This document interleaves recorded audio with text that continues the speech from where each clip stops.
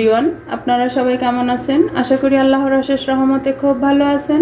আমিও আলহামদুলিল্লাহ ভালো আছি। তো আজকের রেসিপি শাম্মামের মিল্কশেক। তো এই শাম্মামের মিল্কশেকের জন্য আমি এখানে একটা বড় সাইজের শাম্মাম নিয়ে নিছি। এটাকে ধুয়ে পরিষ্কার করে রেডি করে রাখছি। এখন আমি প্রথমে এটাকে কেটে নিব। বিসমিল্লাহির রহমানির রহিম।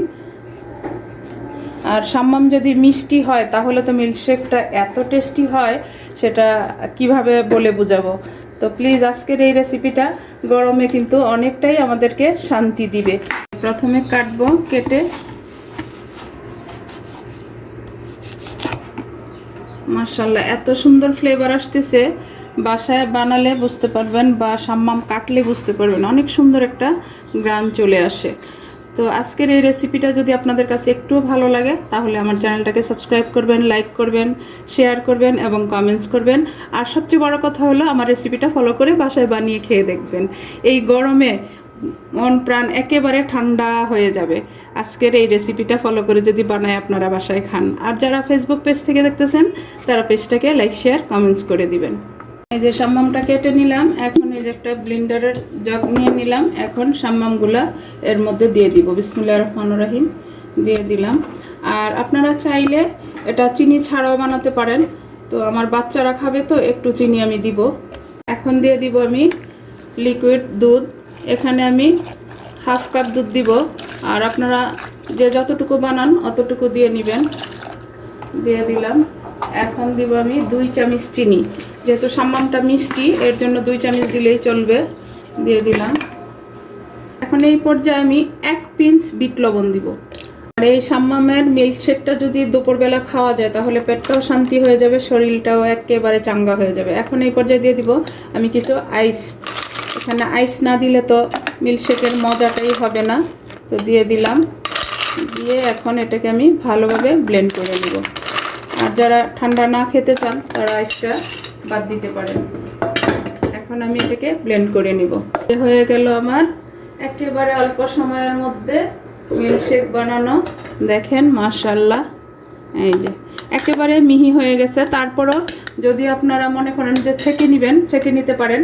আর আমি তো এরকম একটা ঝাড়ে নিব, যার কারণে এখানে ছাকার একটা সিস্টেম আছে, আর ছাকতে হবে না। তো আমি এখানে এই যে ঢেলে নিব প্রথমে।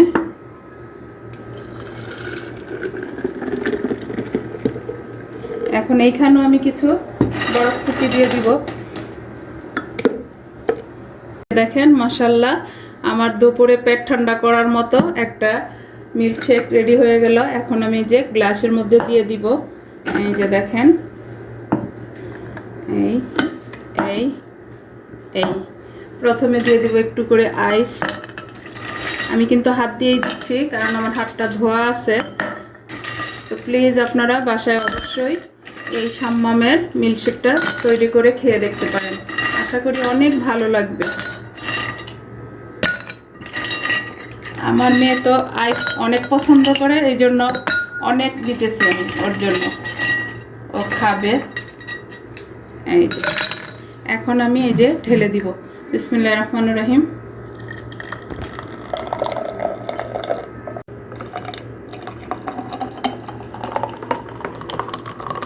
দেখেন মাশাআল্লাহ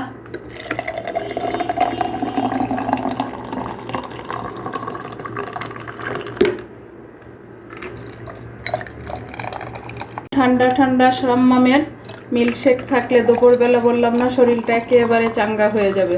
তো প্লিজ বাসায় বানান, বানায় খেয়ে আমাকে কমেন্টসে জানান। এই যে রেডি হয়ে গেল।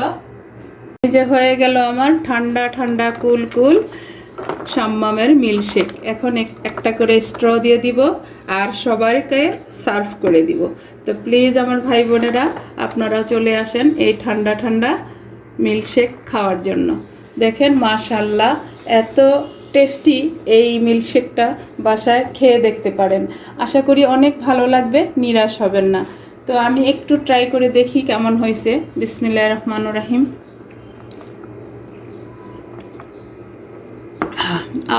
কি বলবো, আমি ভাষায় বলতে পারতেছি না। আমার তো মানে এখন কথা রেখে খাইতে ইচ্ছে করতেছে, এত টেস্টি হয়েছে। তো যাই হোক, আজকে একেবারে অল্প সময় অল্প উপকরণে বাসায় বসে বানিয়ে নিলাম শাম্মামের মিল্কশেক। তো এই মিল্কশেকটা আপনারাও বাসায় বানান, আমাকে খেয়ে কমেন্টসে জানান। তো আজকে আমার মিল্কশেক বানানো শেষ হয়ে গেল, আমি আপনাদের কাছ থেকে বিদায় নিব। আবার নতুন কোনো রেসিপি নিয়ে আসবো। আল্লাহ হাফেজ।